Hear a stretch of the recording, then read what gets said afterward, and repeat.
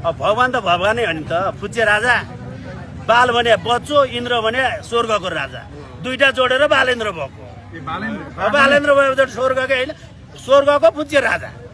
अब भए पछाडि नेपाल भन्छन्। अब बनाउँछु भनेको छ, अब हेरौँ। भनेपछि राजा तपाईँले पनि मान्नुभयो, मान्नुभयो बालेन्द्र राजा। मान्न त मैले मान्नुपर्ने होइन। 52 लाखले भोट ठोके पछाडि मानेन भने तिनले चाहिँ ठोक्लान् मलाई। उनीहरूले भोट हाल्दा मैले हाले होइन। भनेपछि डर छ तपाईँलाई पनि? मैले डराउनु पर्ने छैन। डराउने बाध्यमा भन्दै भन्दिनँ, तिमी भन्दै भन्थ्यो नि। यति भन्दिनँ मैले। मैले भोट ठोकिनँ, म आफू उठिनँ, त्यस कारण मैले अर्कालाई भोट दिइनँ।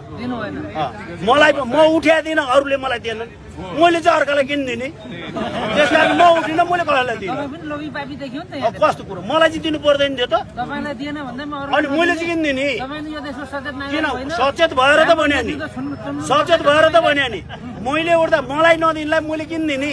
म पनि त कमर्सियल भ्यूजले हेर्छु नि त कहिले काहीँ, होइन?